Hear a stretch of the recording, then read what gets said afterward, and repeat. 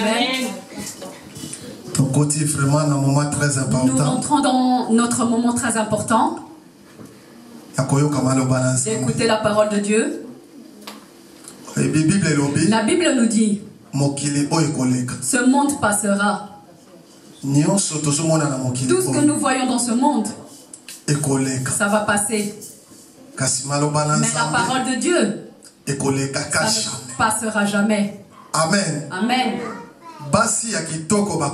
Il y a beaucoup de belles femmes qui vont passer. Il y aura beaucoup de beaux hommes qui vont passer. Il y aura des belles maisons qui vont passer. Des belles voitures qui vont passer. Mais la parole de Dieu ne passera jamais. Amen. Amen.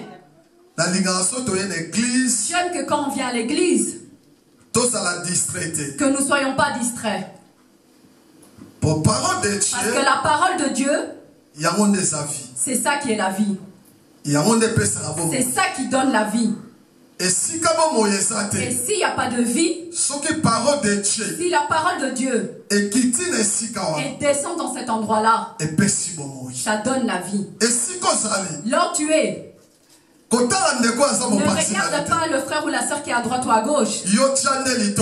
Toi, prête attention. Que tu entendes ce que Dieu veut te préparer pour ce dimanche, pour ta vie. Amen. Amen. Gloire, gloire, gloire à l'agneau. Gloire, gloire.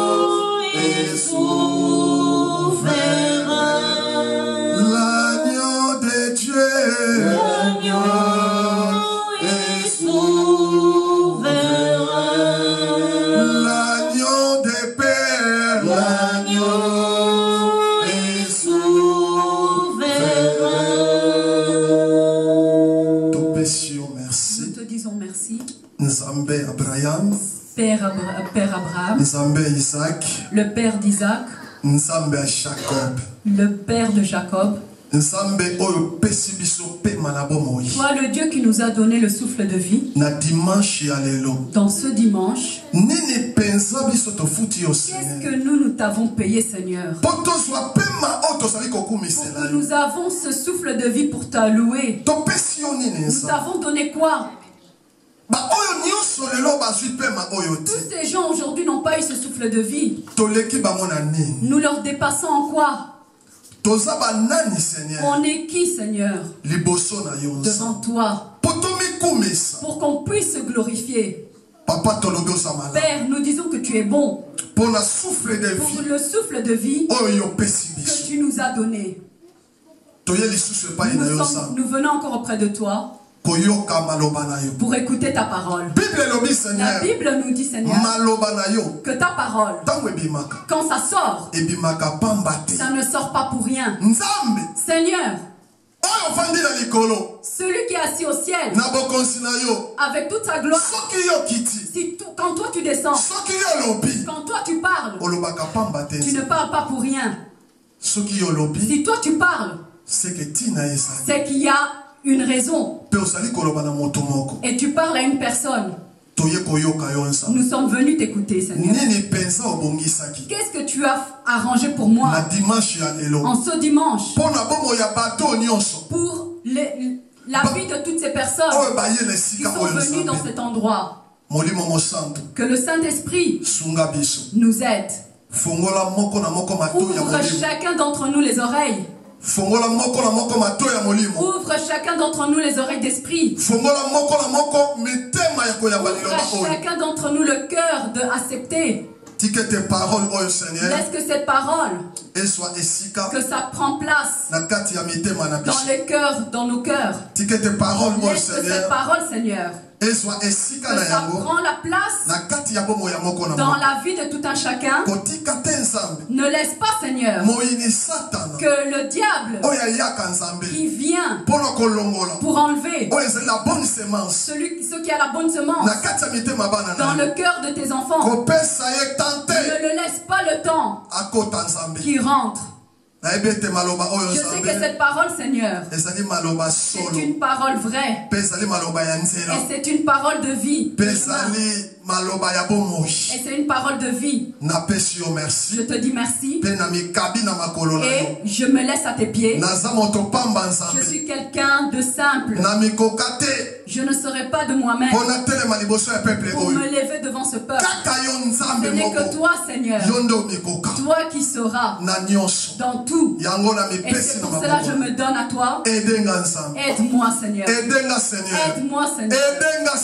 Aide-moi, Seigneur. Moi que je descends. Que toi tu montes. Que moi on ne me voit pas. Mais que toi tu te vois, Seigneur. Ce n'est pas pour rien, Seigneur. Nous sommes arrivés dans ce moment important. Nous sommes arrivés dans ce moment, Seigneur, que chaque personne puisse guérir. Que ta parole, c'est ça qui va guérir. Oh Jésus de Nazareth. Toi qui es mort pour nous sur la croix, parle-nous. Au nom du Seigneur Jésus-Christ. Amen. Amen. Amen. Amen. Amen. Amen. Amen. Amen. Nous allons prendre nos Bibles. Aujourd'hui, nous allons parler du livre de 2 Rois. Chapitre 2 Rois. Chapitre 4. Verset 8. Nous allons lire jusqu'au verset 17. Il y a beaucoup de versets. Mais nous sommes obligés. Nous sommes obligés de lire tous ces versets. Parce que tous ces versets-là, ça nous concerne dans ce dimanche. Et cette parole, Dieu avait préparé pour nous. Donc il y a une importance que nous écoutons, que nous l'accueillons, que nous le lisons. Et c'est ça qui va nous faire du bien. Nous allons suivre Papa Léopold. Il va nous lire. Il y a 2 Rois. Chapitre 4. Nous allons commencer au verset 8. Et nous allons continuer jusqu'au verset 17. Merci Papa Léopold. Merci. Levons-nous pour écouter la parole du Seigneur. Levons-nous pour écouter la parole du Seigneur. Merci. Nous allons nous élever pour écouter la parole de Dieu. 2 Rois, chapitre 4, versets 8 à 17.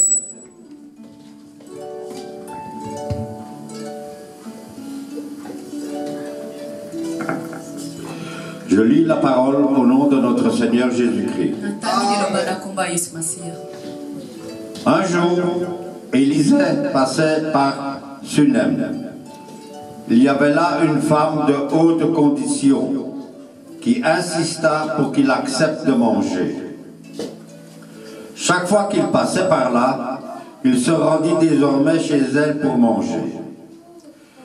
Elle dit à son mari, « Vois-tu, je sais que cet homme qui passe toujours chez nous est un saint homme de Dieu. Faisons une petite chambre indépendante et mettons-y pour lui un lit, une table, un siège et un chandelier, afin qu'il puisse s'y retirer quand il viendra chez nous. » Élisée revint un jour dans la région. Il se retira dans la chambre à l'étage et y coucha. Il dit à son serviteur Géasi, appelle cette Sunamite. Géasi l'appela et elle se présenta devant lui. Élisée lui dit à Géasi, dis-lui, tu t'es donné toute cette peine pour nous. Que pouvons-nous faire pour toi? Faut-il parler en ta faveur? Faut-il parler en ta faveur au roi ou au chef de l'armée? Elle répondit, je vis bien tranquille au milieu de mon peuple. Élisée dit, que faire pour elle? Géasi répondit, en fait, elle n'a pas de fils et son mari est vieux. Élisée dit, appelle-la. Géasi l'appela et elle se présenta à la porte. Élisée lui dit, à la même époque, l'année prochaine, tu embrasseras un fils. Elle répondit, non mon Seigneur, homme de Dieu, ne trompe pas ta servante. Cette femme devint enceinte et elle mit au monde un fils à la même époque, l'année suivante, comme Élisée lui avait dit. Amen. Nous applaudissons pour Dieu.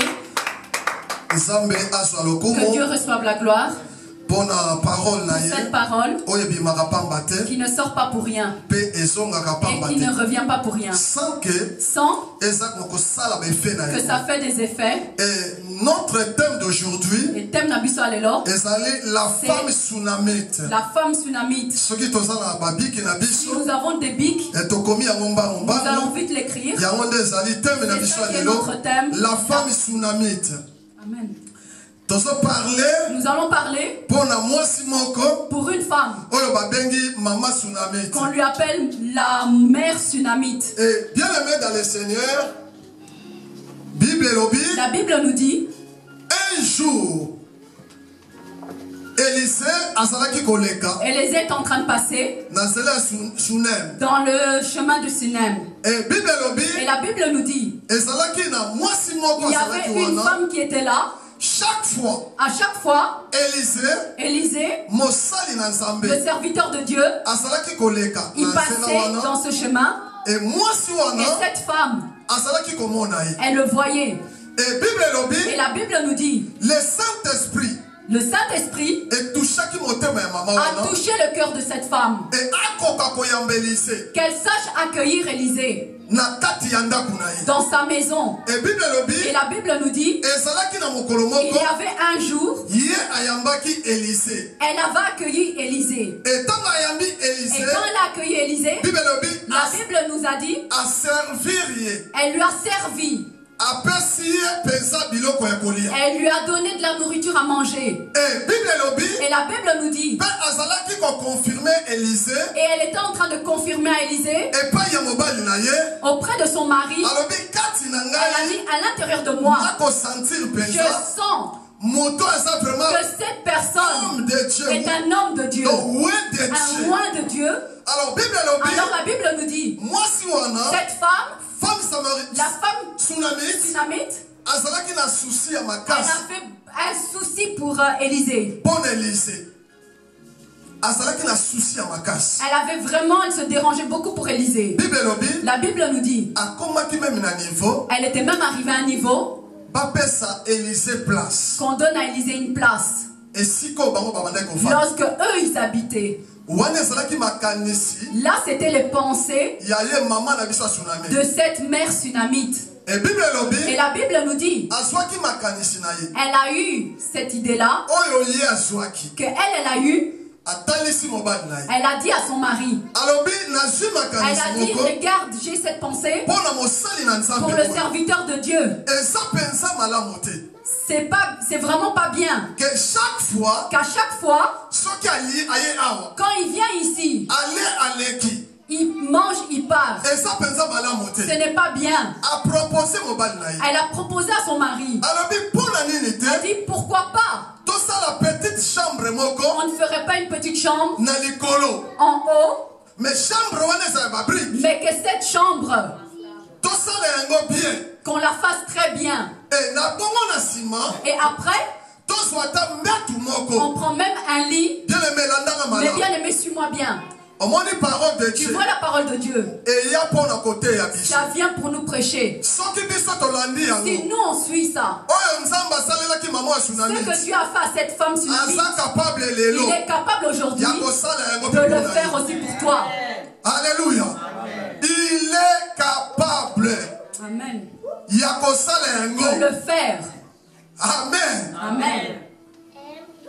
La maman tsunamite, elle a porté ce fardeau pour le serviteur Élisée. Elle a dit à son mari, elle a dit, on va construire une place au-dessus. Si le serviteur de Dieu vient, il peut aussi se reposer. Qu'il ne passe pas que comme ça. Il peut aussi s'asseoir, il peut aussi se laver, il peut aussi un peu se reposer. On lui met aussi une petite table avec une petite chaise et une lampe. Parce que s'il veut dormir, il dort. Et le matin, quand ça va venir, il déjeune. Tous les moments que lui il veut partir, il part. Et quand elle a proposé à son mari, son mari aussi avait un peu d'idée. C'est pour ça dans le couple, il faut que nous soyons en même esprit. Il faut que nous ayons le même langage. Il faut que nous ayons l'écoute. Qu'on ne néglige pas les paroles de nos femmes. Alléluia. C'est très important. C'est très important. Parce qu'il y a beaucoup d'hommes maintenant. Il y a beaucoup d'hommes maintenant qui ne prennent pas les valeurs de leurs femmes. Les femmes sont comme du papier. Bon, c'est beaucoup nous les Africains. Nous les Africains. On néglige trop nos femmes. Alléluia. On néglige beaucoup nos femmes. On aime beaucoup ne pas les écouter. Même une femme qui a étudié, si elle se marie, ce mari va la voir simplement comme un bête. Il ne peut même pas faire sortir quelque chose de bien en lui. Parce que l'homme ne pourra pas accepter qu'on lui fait. C'est pour ça qu'aujourd'hui, nous voyons beaucoup de confusion. Dans les couples, confusion, il y a beaucoup de confusion. Alléluia. Est-ce que quelqu'un me comprend? Amen. Amen. Amen. Je n'entends pas les amen. Amen. Amen. Amen. Et la Bible nous dit, l'homme quand il a entendu, c'est que sa femme lui a dit. Il a dit bon, c'est bon, j'accepte. On va lui construire une place. On va mettre un lit. On va mettre une table. On va mettre une chaise. Et on va mettre une lampe. On va le faire. Ça va, ils se sont entendus. Ils l'ont fait. Et un jour, Élisée, il est passé. Et avec son serviteur. Son nom était Géasi. Amen. Et la Bible nous dit, quand ils sont arrivés là, la femme tsunamite lui a présenté Élisée, le serviteur de Dieu. Elle a dit, regarde cet endroit que nous avons fait pour toi. Cette chambre, nous avons fait ça pour toi. Pas pour nous. Parce que nous ne voyons pas clair. Quand tu viens ici, tu manges, tu pars. On a vu que c'était pas bien. Il fallait que si tu viens, que tu te reposes. C'est pour cela que nous avons arrangé cette place. Quand tu viens, regarde ce lit est là. Nous avons arrangé ça pour toi. Tu peux te reposer ici. Tu vois cette table. Cette table, nous avons arrangé pour toi. Tu vois cette chaise. Nous l'avons arrangé pour toi. Tu vois cette lampe. C'est pour toi. S'il fait noir, cette lumière va s'allumer. Pour que ça donne l'éclairage dans ta chambre. Élisée était content. Il avait la joie. Mais bien aimé, je pense que nous tous nous suivons ce geste, comme nous sommes des chrétiens, nous suivons ce geste de cette mère tsunamite. Tu sais, aujourd'hui, nous avons du temps de devenir vraiment des vrais chrétiens. Nous avons du temps de nous appeler vraiment des chrétiens en vérité. Parce qu'aujourd'hui, nous ne savons pas qui est vraiment un chrétien, qui n'est pas vraiment un chrétien. Pourquoi? Parce que nous tous, nous avons des Bibles.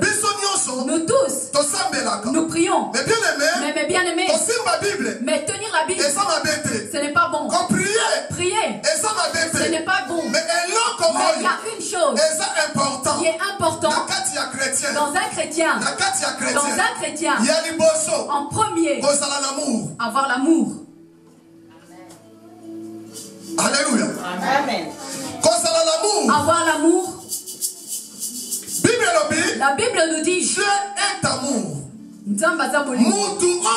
Cette personne qui veut suivre Jésus, il doit avoir l'amour de le prochain. Amen. Amen. C'est ça le premier geste que la mère tsunamite a manifesté. Mais la Bible nous dit l'amour que cette femme elle avait. Quand Élisée est venu, Élisée avait aussi un don en lui. Et le don d'Élisée qui était la foi. Donc Élisée avait la foi. La mère tsunamite, elle avait l'amour. Et la foi vient de ce côté. Et l'amour vient de l'autre côté. C'est venu se rencontrer. Et quand ça s'est rencontré, Alléluia. Amen. La puissance d'un enfant de Dieu et non un enfant de Dieu. Amen. Ça se sache. Élisabeth, quand elle s'était rencontrée avec Marie, les enfants avaient bougé. Alléluia. Parce qu'il y avait quelque chose de Dieu à l'intérieur de nous. La mère tsunamite, elle avait quelque chose de Dieu. Même ici, elle avait un blocage. Son problème c'était quoi? Elle n'avait pas d'enfantement. Elle ne savait pas avoir des enfants. C'était ça son problème. Mais quelque part, elle avait l'amour. Et quand elle s'est rencontrée avec Élisée, père de foi. Élisée le père de foi. La foi s'est installée. Tu sais, Élisée, il a bénéficié de double onction. Le prophète Élie était posé. La Bible nous dit Élisée. Il y a retourné à Élisée. Tu veux que je te donne quoi? Élisée a dit, il a obligé le prophète Élie. Donne-moi la double onction. Et la double onction, la Bible nous dit, Élisée avait reçu. Il avait reçu la double onction. Et la Bible nous dit, quand Élisée, il est assis dans sa chambre, qu'on lui avait fait, il a commencé à penser. Il a dit, quelle merveilleuse chose on m'a fait. Que cette femme, elle a fait pour nous. Il a regardé son serviteur. Il a dit Gazi. Il a dit à cette mère. Non, c'est une autre personne. C'est une autre personne. C'est une autre personne. L'amour que j'ai vu chez cette femme.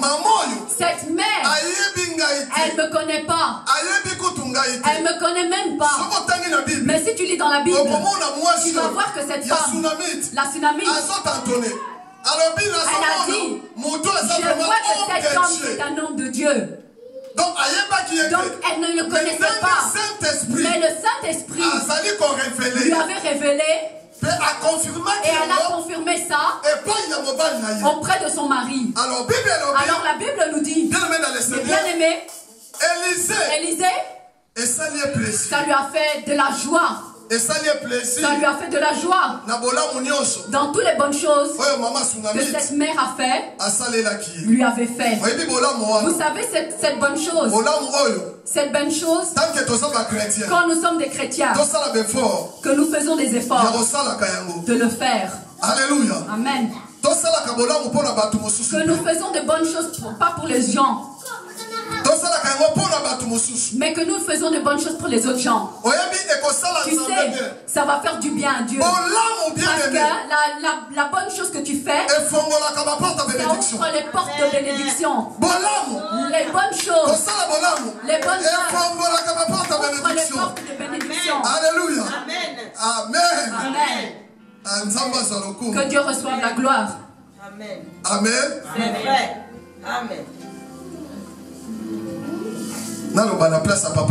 Je veux parler à la place de Papa Léon. Non, je veux dire que Papa Léon lui dit que lui ne dit pas, mais que moi je dis à ta place. Tu sais, Papa Léopold, chaque fois, il fait quelque chose dans cette église. À chaque fois, il le fait. Et il le fait avec amour. Si tu regardes quand il le fait, ça ne se fait pas par des réserves. Tu sais, la personne qui veut faire une bonne œuvre pour quelqu'un, il n'a pas besoin d'avoir une contribution. Que oh, maman vient, si tu vois quelque chose comme cette chose-ci, tu es capable de l'acheter. Mais si tu commences à chercher des gens, le diable aussi va rentrer dans cette chose-là. Il va rentrer dans une des personnes. Il va dire, oh, moi j'ai pas d'amour. Moi j'ai pas d'argent. Oh, de contribuer, d'acheter cette chose. Ah, moi d'ailleurs, les choses d'église. Ah, je suis fatiguée. Contribuer pour ça. J'ai beaucoup fait. Mais je n'ai rien reçu de retour. Oh, vous faites. Si vous allez le faire, quand toi tu vas aussi entendre comme ça, parce que c'est une mauvaise semence. Tu sais, l'œuvre du diable, ça vient dans un ascenseur. De Dieu, ça vient tout doucement. Comme c'est venu avec une vitesse, ça va te faire asseoir calmement. Tu vas dire, oh, lui il n'a pas donné. Mais nous prions dans la même église. Mais pourquoi moi je dois faire? Ah, on va laisser ça. C'est pour ça que je vous dis, quand Papa Léopold fait cette chose-là, il n'a pas besoin de quelqu'un. Juste tu vas le voir. Il vient, pasteur, je viens avec ça. Ce micro. Pour l'église. Je regarde dans son visage. Je dis, il n'a pas besoin de frère François. Il n'a pas besoin de frère François. Il veut donner à son Dieu ce que Dieu a mis dans son cœur. Ça bénit. Alléluia. Le bien-aimé.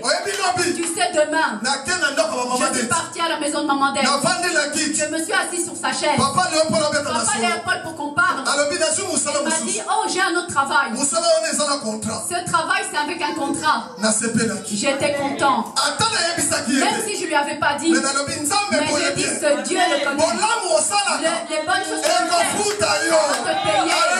Amen. Si tu fais des bonnes œuvres, ça va te payer. D'une manière et d'une autre. Parce que Dieu, alléluia. les bonnes œuvres, ça va te donner un contrat. Les bonnes œuvres, tu es malade depuis une maladie, ça ne se termine pas. À travers les bonnes œuvres que tu fais, Dieu va mettre sa main. Que tu prends la guérison, que tu fais les bonnes œuvres, bien aimé, même si tu n'as pas, mais les bonnes choses que tu as fait pour Dieu, ça va te payer. Tu vas avoir des enfants, tu vas accoucher, même si ta famille, ils ont fermé ton ventre, ils ont fermé tes trompes, que tu n'accouches pas, mais les bonnes œuvres que tu fais pour Dieu, il est capable d'enlever tous ces blocages. Les chemins vont s'ouvrir, que tu vas passer, il est Dieu. Personne ne peut se laisser devant lui. C'est que Dieu il dit, ça reste. Il n'y a personne qui va enlever ça. Ça va partir. Écoute bien, mon bien-aimé. Yes. Élisa comme il a fier. Élisée est arrivé avec une fierté. Je suis fier. Il a une fierté. Il a dit à cette chose qu'elle m'a fait. Elle m'a donné un lit.